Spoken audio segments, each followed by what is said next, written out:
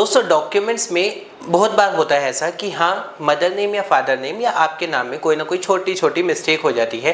अब उस मिस्टेक के बाद अगर मैं गवर्नमेंट जॉब की वैकेंसी के लिए तैयारी करता हूँ और मेरा सिलेक्शन हो जाता है और मुझे डीवी पे बुलाया जाता है, तो वहाँ पर उस डॉक्यूमेंट में अगर आपका ऐसी कुछ गड़बड़ है तो उससे हमें क्या क्या नुकसान होते हैं और दूसरा इसको हम कैसे ठीक करवा सकते हैं, आज उसी के ऊपर मैं वीडियो बनाने जा रहा हूँ। अगर हम साल 2023 की बात करें तो लगभग स्टेट और सेंट्रल गवर्नमेंट की टोटल वैकेंसी की अगर बात करें तो लगभग 1,20,000 या 1,30,000 वैकेंसीज जो हैं वो अनाउंस हुई थी। जैसे कि एसएससी सीजीएल की अगर हम बात करें 8,000 वैकेंसी थी, एसबीआई की बात करें 8,500 वैकेंसी थी, यूपी कांस्टेबल की बात करें 60,000 वैकेंसी थी और इसी तरह से और अलग अलग डिपार्टमेंट में अगर टोटल वैकेंसी की बात करें तो इस तरह से ये वैकेंसीज आई थी जो कि गवर्नमेंट डेटा बताता है। और इसी तरीके से अगर इस साल की भी हम बात करें तो लगभग 50,000 से ऊपर वैकेंसीज जो है अब तक अनाउंस हो चुकी है अलग अलग स्टेट में या फिर अलग अलग है पदों के लिए। अब इसमें हम बात करते हैं कि आप जब तैयारी करते हैं तो आप अपना ये रहता है कि कहीं 12th के बेस पर है, कभी 12th के बेस पर है या ग्रेजुएशन के बेस पर है, अलग अलग वैकेंसीज में अलग अलग रिक्वायरमेंट होती है।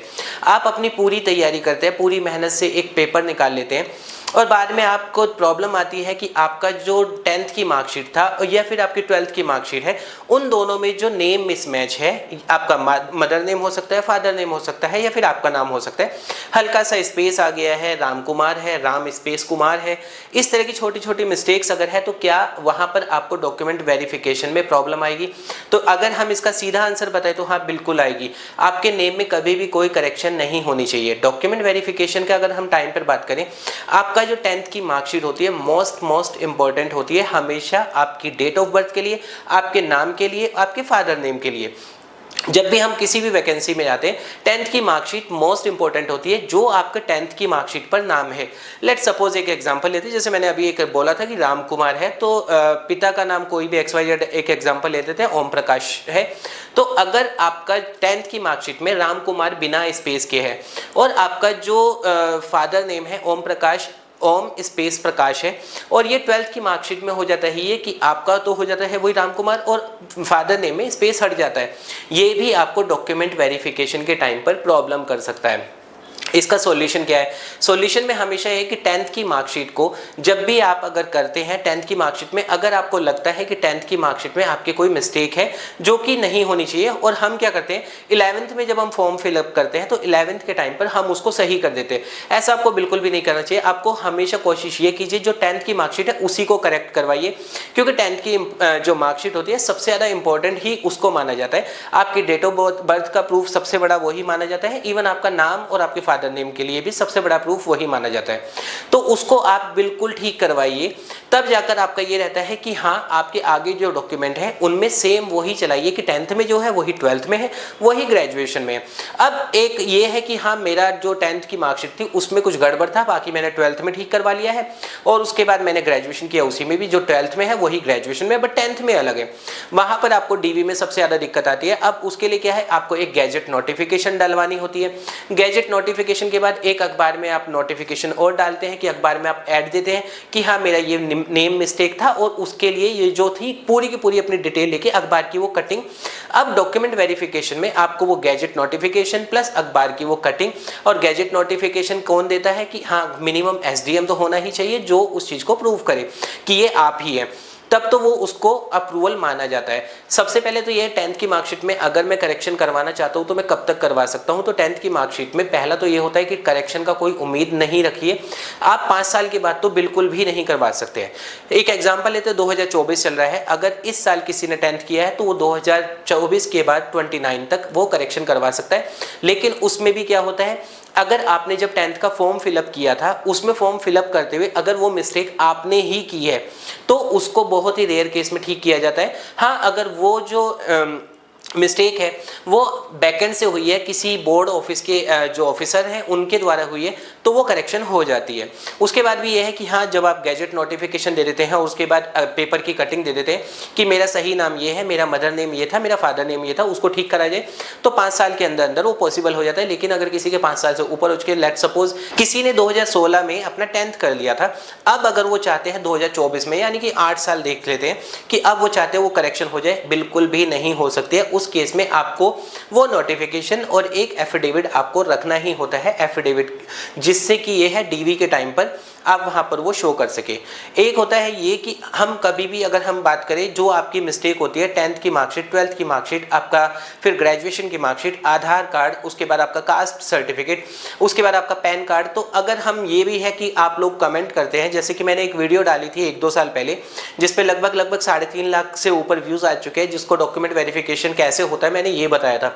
उस पर आप लोगों के कमेंट आते हैं कि मेरा आधार कार्ड है उसमें पापा का नाम जो है, लेकिन पापा का जो आधार कार्ड है उसमें अलग है। तो इस चीज में तो ये रहता है हमेशा कि जो आपके डॉक्यूमेंट है वहां पर वो चेक होते हैं, ना कि आपके पेरेंट्स के। यानी कि आपके मदर के आधार कार्ड में क्या लिखा हुआ है, आपके पापा के आधार कार्ड में क्या लिखा हुआ है, वो नहीं, आपके डॉक्यूमेंट्स चेक हो रहे हैं। आपके डॉक्यूमेंट्स अगर ओके हैं तो वहां पे आपको कोई दिक्कत नहीं होगी। और दूसरी चीज, आधार कार्ड की हम बात करें या पैन कार्ड की बात करें, ये बहुत ही कम टाइम में आप चेंज करवा सकते हैं, तो उस पर नेम करेक्शन होना ईजी होता है और वो कभी भी आप करवा सकते हैं, तो उसमें तो कोई दिक्कत ही नहीं है। नंबर 3 पे बात करते हैं, कास्ट सर्टिफिकेट मैंने बनवा लिया था। अब कास्ट सर्टिफिकेट में मेरे कोई नेम में करेक्शन है तो कास्ट सर्टिफिकेट भी आप वहीं उसी अधिकारी से जहां से भी आपने बनवाया है वहां पर जाकर उसको वापस से करेक्शन करवा सकते हैं, उसमें भी आपको कोई दिक्कत नहीं आती है। मेन जो प्रॉब्लम आती है आपको हमेशा 10th और 12th की मार्कशीट में आती है, क्योंकि ग्रेजुएशन तक के डॉक्यूमेंट्स जो होते हैं आप यूनिवर्सिटी से करेक्ट करवा सकते हैं। तो हमेशा जब भी आप ये जो 10th करते हैं,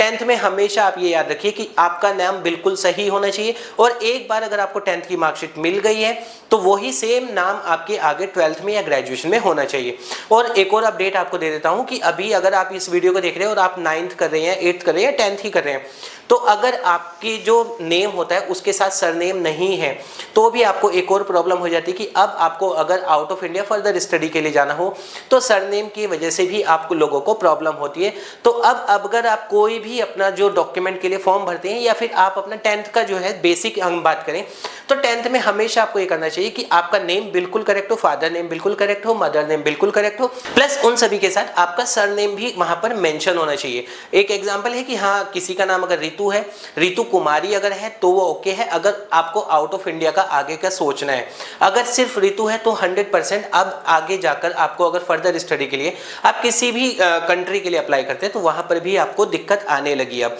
तो एजुकेशन वीजा जब अप्लाई करते हैं वहां पर सरनेम होना कंपलसरी होता है। तो अगर हम पूरी की पूरी बात करें, या तो आपका ये है कि जो एक बार मिस्टेक हो गई है 10th की मार्कशीट में जो था वही चलता आ रहा है कि 12th में भी वही है, ग्रेजुएशन में भी वही है, आधार कार्ड में भी वही है, पैन कार्ड में भी वही है, कास्ट कैटेगरी अगर आपकी SC ST OBC जो भी आता है अगर वो सर्टिफिकेट है उसमें भी वही है, तो आपको कोई दिक्कत नहीं है। लेकिन अगर आपका ये इसमें से कहीं पर भी कुछ गड़बड़ हो जाए तो इसमें क्या होता है, आपको एक गैजेट एप्लीकेशन लिखवानी होती है जिसमें कि कम से कम SDM लेवल से तो होना ही होना चाहिए। दूसरा, आप न्यूज़पेपर में एक ऐड डलवा देते हैं जिससे कि ये होता है एक दूसरा प्रूफ आपके पास हो जाता है कि हाँ ये नाम का व्यक्ति मैं ही हूँ। और तीसरा होता है एक एफिडेविट आप रख सकते हैं। तो जब डॉक्यूमेंट वेरिफिकेशन का टाइम आता है तो इन सब चीज़ों के लिए बेसिकली आपका जो नेम, सरनेम या फिर नेम में मिस्टेक है, स्पेस की मिस्टेक आ रही है, एक लेटर की मिस्टेक आ रही है, उन सब चीज़ों के लिए आप एफिडेविट आप अपने डॉक्यूमेंट वेरिफिकेशन के टाइम पर सबमिट कर सकते हैं, जो आपको अलाउ कर देते हैं वहाँ पर कि हाँ अब आपको वो एक्सेप्ट किया जा सकता है। और उसके साथ साथ ये है कि फिर आपको कोई प्रॉब्लम नहीं होती है।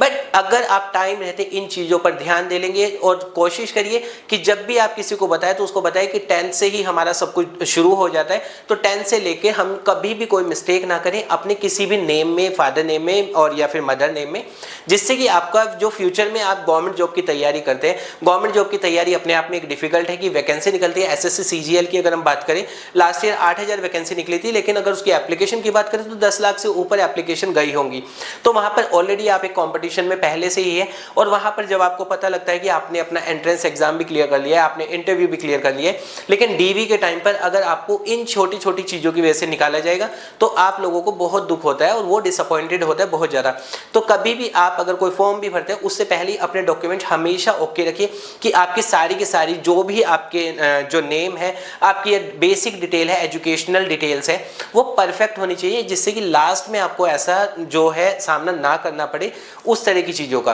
तो दोस्तों ये था DV में मदर नेम, फादर नेम या फिर आपके नेम में अगर मिस्टेक होती है तो उसका क्या आपके ऊपर असर पड़ता है, आपकी वैकेंसी खतरे में आ सकती है नहीं, उन सब चीज़ों के ऊपर एक छोटा सा अपडेट। उम्मीद करूँगा आपको वीडियो पसंद आई होगी, और अभी भी अगर आपका कोई डाउट है आप कमेंट कर सकते हैं, मैं उसका रिप्लाई आपको कर दूंगा।